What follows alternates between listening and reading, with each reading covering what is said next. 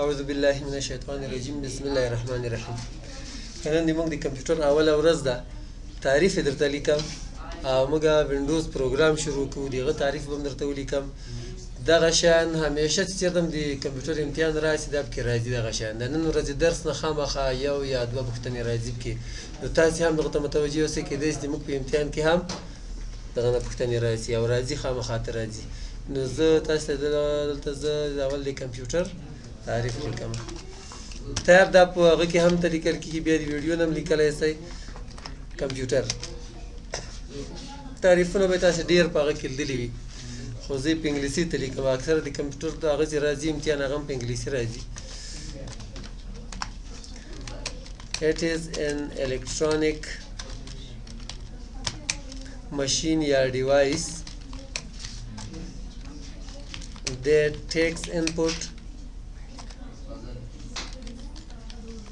stores it, processes it, and gives output according to user instructions. اکثر خلک داسې تعریف کوي د کمپیوټر هر هغه شی چې زموږ کار اسانه کړي هغه لږ وخت کې کم کار وکړي کمپیوټر ته. دغه د هر ماشین تعریف ده، د هر یو ماشین، هر یو هغه سایکل ده، کم وخت کې ته ډېر مزل پکې، که موټر ده او که هر یو شی ده. خو د کمپیوټر چې کوم تخنیکي تعریف دغه داسې ده، دا یو الکترونیک ماشین ده، برقي ماشین ده. د ټیکس انپوټ چې د موږ نه هغه انپوټ اخلي. انپوټ څه شي ته وایي؟ ورکړیز. هر هغه څه چې هغه ته کمپیوټر ته داخله هغه ته څه وایي؟ انپوټ ورته وایي. لکه کیبورډ کې بټن وایي، ماوس نه کلیک کوې، یا کیمرې باندې د عکس واخیسته داخل څه، یا د ویډیو وکړه کیمرې باندې یو اس بي پورټ باندې کمپیوټر ته واچوله، دا ورکړیز. بېرته یې چې بیا دی درته ښیي، مخته راځو بیا به هغه وایي. ښه چې کله یې موږ دې ته ورکړو، لکه بیا د کمپیوټر چې د حافظه لري، سټورز اټ دی پسې بل یو لغات راځي. که چېرته یې حافظه نه لرلی، دلته اول ما د سی توری ویلی دلته د کیبورډ نه، نو سی به یو وارې ښکارېدلی و، بیا به ورک و. په هغه ساعت چې تا بټن ویلی، لکه موږ او تاسو څه ده اوس د اواز خو حافظه نشته تاسې ځین چې سی بس دا اواز لاړه، بیا خو تاسې نه اورئ که نه. دغه رقم که چېرته کمپیوټر حافظه نه لرلی، دغه څه چې ما ویلې یو وارې به ښکارېدلی و تاسې ته چې به ورک و. خو دا حافظه لري، سټور دی چې کله ته انپوټ ورکړې هغه یې ځان سره سټور کړي، ویې ساتي، لکه اوس چې تاسې ته ښکاري. بیا چې کوي پروسیسز اټ، بیا دې باندې عمل کوي. لکه څنګه عمل به کوي؟ اول به دغه د کیبورډ درته ویم چې ما دلته د سی بټن ووایي، دلته په دې باندې دغه ځای کې سی لیکلې ده، موږ او تاسې پوهولو لپاره.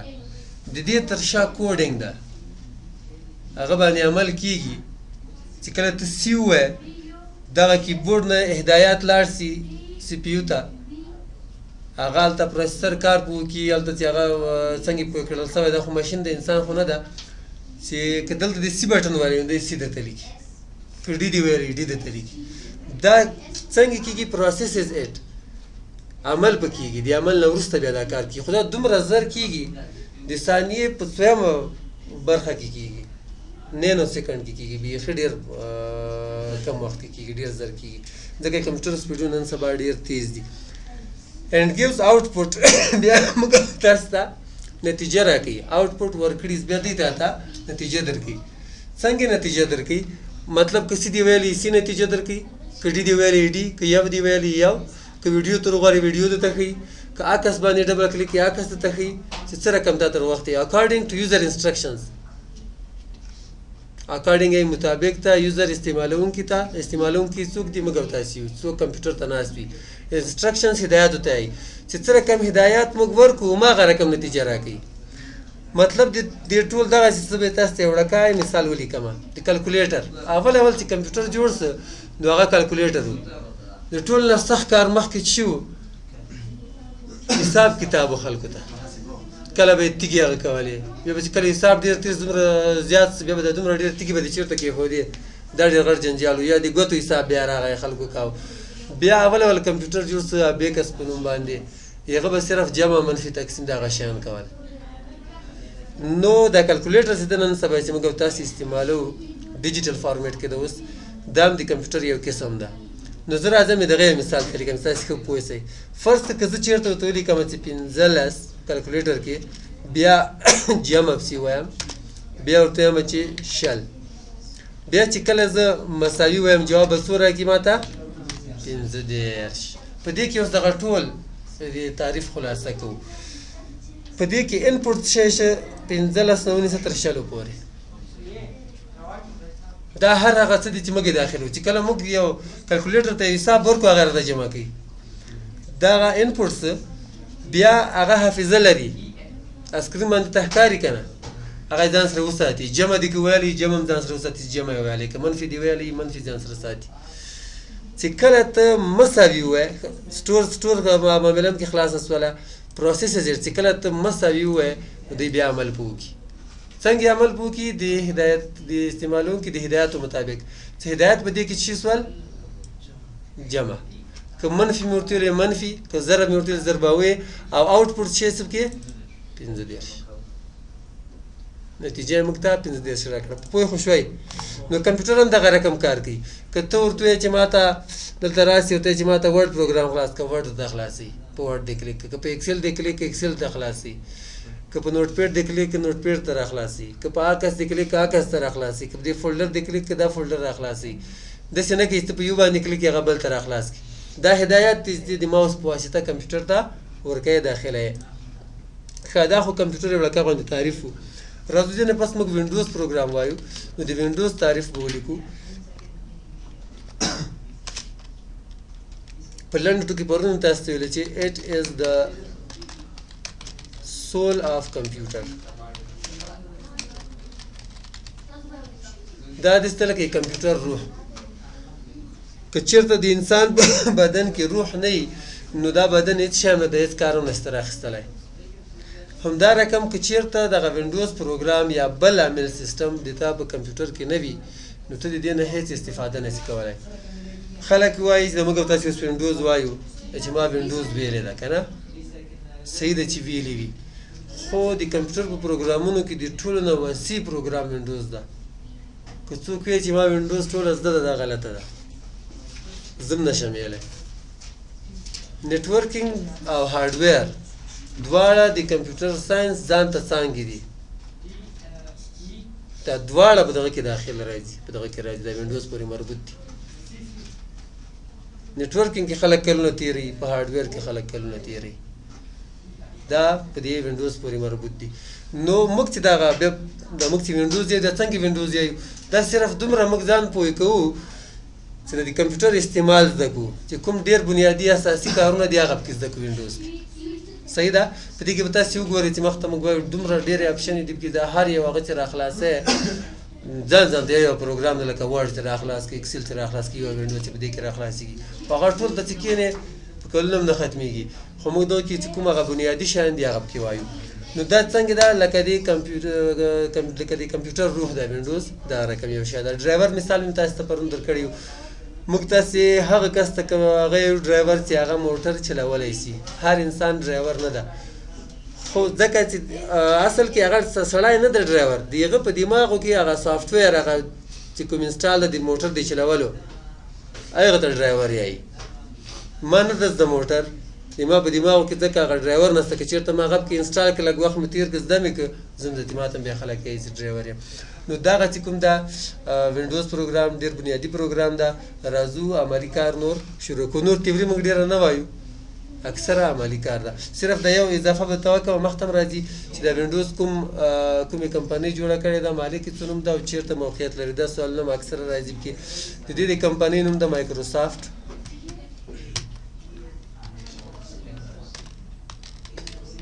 مایکروسافټ د کمپنۍ نوم ده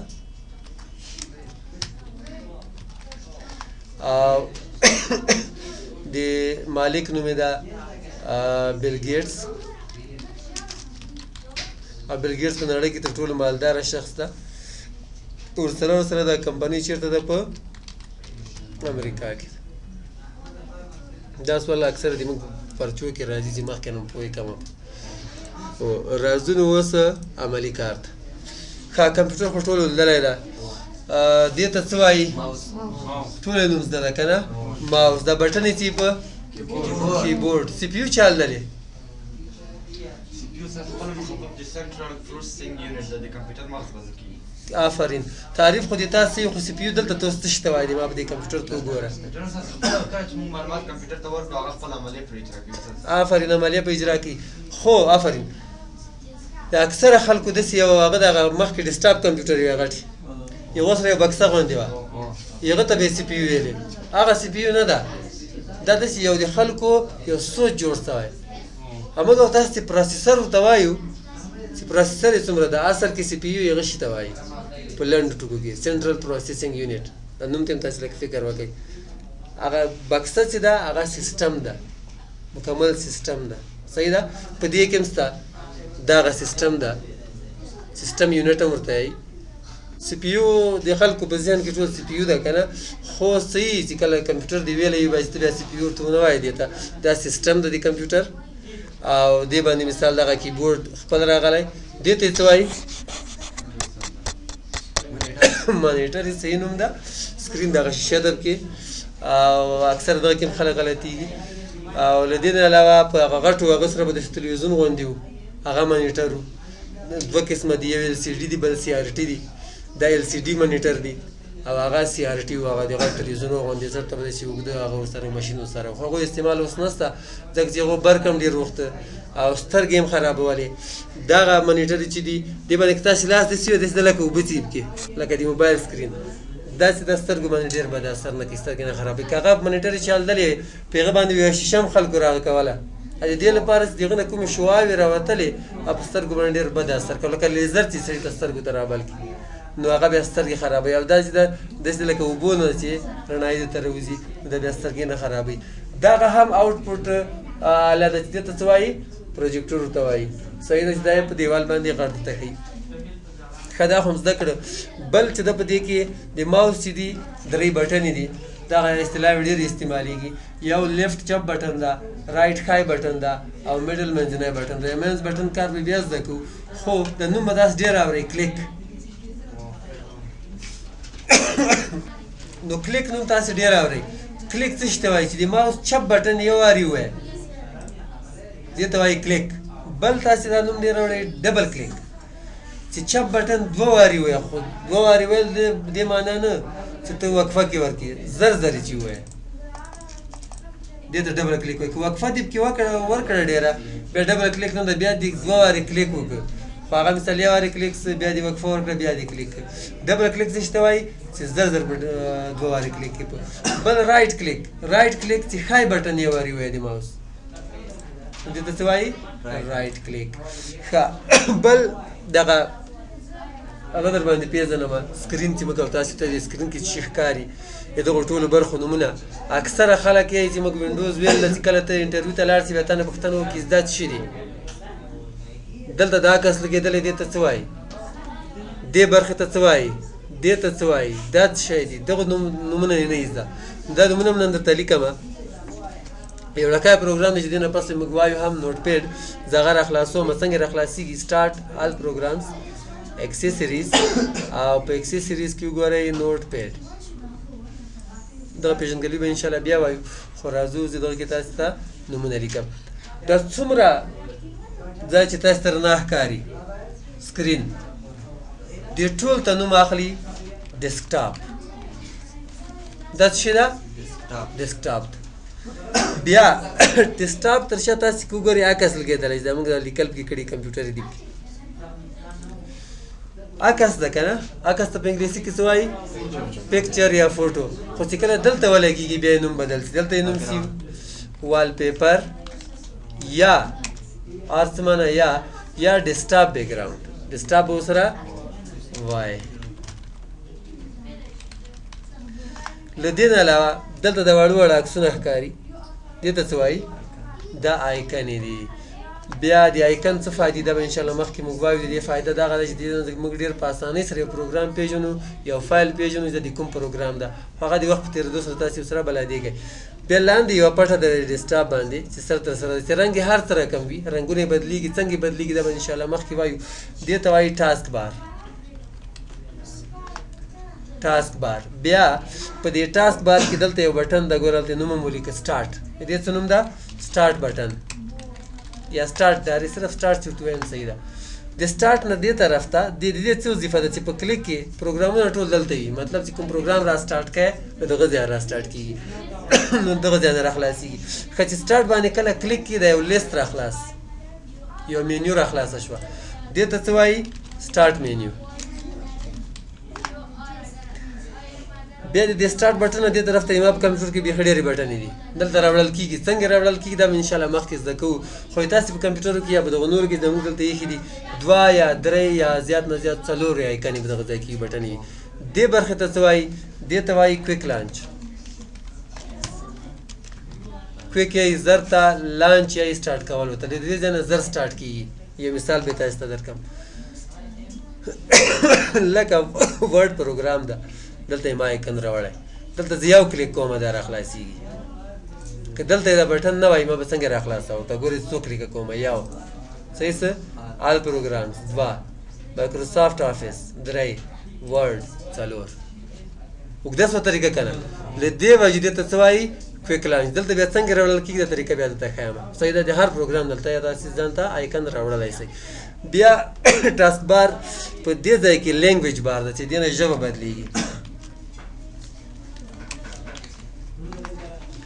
که ژبه د انسټال وي څنګه انسټالېږي دا مخکې زده کوو. مثال پښتو کې لیکل کې پښتو کې به شروع شي، او که بله ژبه کې دې کول نور هم کې انسټالولی شي، عربي و فارسي و اردو چې کومې ژبې دې زده وي. د لینګویج بار د لینګویج بار نه دې طرف ته دې بټن نه تر دې ساته پورې څومره برخه ده څومره بټنې ښکاري تاسو ته دې ټول ته وایي نوټیفیکیشن ایریا. یا دې ته سیسټم ټری هم بعضې خلک وایي. د دې سات نه دې طرف ته یو بل بټن ده وظیفه یې دغه ده. په کلیک کړی مې نه ده صرف ماوس مې په ودراو نو دا پروګرام مې داسې کړي لکه شیشه څرته ډیسټاپ وښکارېده. د دې نوم ده شو ډیسټاپ. ډیسټاپ یې ښود که نه د دې بټن نوم ده شو ډیسټاپ. یا یو بل نوم هم ورته اخلي چې هغه ته وایي ایروپیک. دا لږ خسته کن دي نومونه، خو اکثره کمپیوټر به دې زده وي، په هغه کې به بیا پاتې امتحان کې دا په امتحان کې راځي. له دې وجې دغه نومونه به تاسو ته نن ولیکل. ښه دغه لیکل مې دلته په دې پروګرام کې وکړه. صحیح ده. دې پروګرام باندې نورې خبرې بیا کوو. غواړم چې ثبت یې کړم د ځان سره دا لیکل کمپیوټر کې سیو یې کړم. نو څنګه به یې سیو کوم؟ فایل باندې به کلیک کوئ سیو. لکه موبایلو کې هم د دغه رقم نن سبا د غټو موبایلو کې سیو باندې به کلیک کړي. 3 سټیپه دي په دې کې چېرته یې سیو کوئ ځای به اول ورته انتخاب کړي. فرض کړه ډیسکټاپ موږ پېژنو فعلا که نه، نو ډیسکټاپ باندې سیو کا. دویم سټیپ کې به فایل ته نوم ولیکئ. مثال زه ورته لیکم نوم وینډوز انټرو، او دریم سټیپ کې به سیو بټن باندې کلیک کړئ. دا ګوره بند که اوس دغه د سیو شوی. که را خلاصه رایټ کلیک اوپن هغه لیکل دي بندې دې سره بندېږي. ډبل کلیک سره را خلاصېږي. ښه دا خو صرف په هغې کې لیکل کول، نور کار به دغه کې سبا کوو. اوس راځو زه غواړم چې دغه ډیسکټاپ بیکګراونډ یا والپیپر بدل کړم. دا څنګه بدلېږي؟ دا عکس یې دلته کوم لګېدلی ده. دې باندې به یو خالي ځای کې رایټ کلیک کوئ، اخرنی اپشن پرسنلایز ته به لاړ شي. دلته ګورئ مختلف تیمز دي، ډېر عکسونه دي پکې. فرض کړه ما یونایټډ سټیټس انتخاب کړي، به څنګه چې کلیک کړي بس بند یې کړه عکس بدل شوی. دې خوند درنه که رایټ کلیک پرسنلایز بل انتخاب. ښه که خپل عکس د سره وي هغه په لګیا به څنګه لګېږي؟ د هغه لپاره چېرته چې ته عکس سیو کړی وي هغه ځای ته به اول لاړ شي. فرض کا په وینډوز کې خپل عکسونه دي سټارټ پکچرز فولډر کې. د تاسې په کمپیوټر کې به دا عکسونه نه وي، دغه فولډر به وي سامپل پکچرز. دا باندې به ډبل کلیک یا رایټ کلیک اوپن، او غواړم چې دا عکس په ولګوم رایټ کلیک سیټ ایز ډیسکټاپ بیکګراونډ. تاسو ته ما څه ویلي وو چې ډیسکټاپ بیکګراونډ ته یا به دویم اپشن یا به دریم وي، خو دا به پکې وګورئ. په دې باندې به کلیک کوئ، څنګه چې بند کړي هغه عکس به په لګېدلی وي. دغومره به زه یم چې بس وي. عملی کار خو کم کې ویلې خو یو هغه پاتې شه چې هغه درته وایم چې کمپیوټر سټارټ کول او بندول هغه مهم دي چې سبا دغه نه خلاص یو کمپیوټر سټارټ کول خو نن سبا بیخي اسانه دي لکه موبایل یو بټن لري لیپټاپ د ویا کمپیوټر سټارټ سي او بندول سره کم دي اکثره خلک ډیسکټاپ کمپیوټر یو مخ کې په غلط طریقه به بندولي بس توش به ډایرکټ رو باسي یا بټن وای د سره کمپیوټر خرابېږي هارد ډیسک دې سره خرابېږي نور کمپیوټر ته نقصان رسیږي کوم پروګرامونه چې انسټال هغه کې خرابېږي ضروري چې په اول ورته خراب شي خو یو څو ورته داسې وکړي نو بیا خرابای جوړیږي نو صحیح طریقې څنګه د ماوس په واسطه هم بندولای شي د کیبورډ په واسطه هم بندولای شي ماوس په واسطه څنګه بنديږي ماوس به داسې راوړي سٹارټ او په دغه ځای کې یو بټن د شټ ډاون دی باندې څنګه چې کلیک کمپیوټر دی بنديږي که چېرته د ماوس خراب یا ماوس پیډ هم کار نه کوي نو ته کولی شي کیبورډ نه یې بند کړي کیبورډ ته که تاسې وګورئ دلته د کړکۍ نښې دي په داسې څلور کونجه غوندې نښه ده په کړکۍ تاسې ته دا کیبورډ که چېرته سکرین باندې راشي زه یې ته وښیم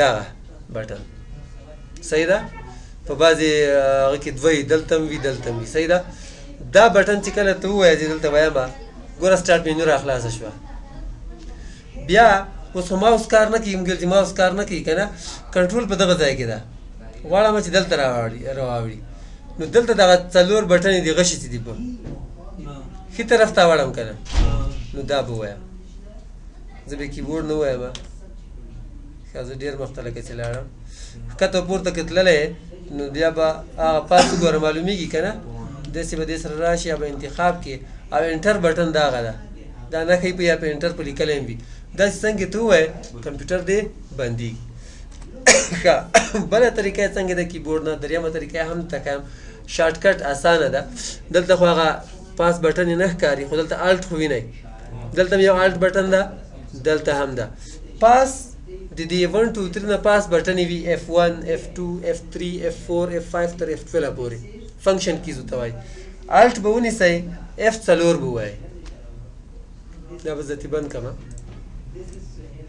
الټ F4 ډایرکټ ګوره شټ ډاون ولیکي څنګه چې اوکې کې یا انټر بټن وایي کمپیوټر دی بندېږي نو درې طریقې مې ته وښودلې دي کمپیوټر دی بندولو صحیح طریقې دا یې صحیح طریقې دي بعضې خلک داسې کوي چې دا لیپټاپ باندې صرف دغه هغه راښکته کړي هغه مانیټر یې به راښکته کړي هغه بندېږي نه سلیپ موډ ته ځي سلیپ موډ کې بند نه وي لکه موږ او تاسې چې ویده سو او کمه انرژي مصرفوو که نه همدا رقم دی هم ویده کېږي چارج کم وي کمپیوټر دی سټارټ وي نو ښه خبره دغه ده چې تاسې په سمه توګه کمپیوټر شټ ډاون کوي بندې کوي نو درې طریقې مې بندولو ته وښودلې سټارټ شټ ډاون وینډوز کې سره انتخاب او شټ ډاون همدا رقم الټ پلس F4 څنګه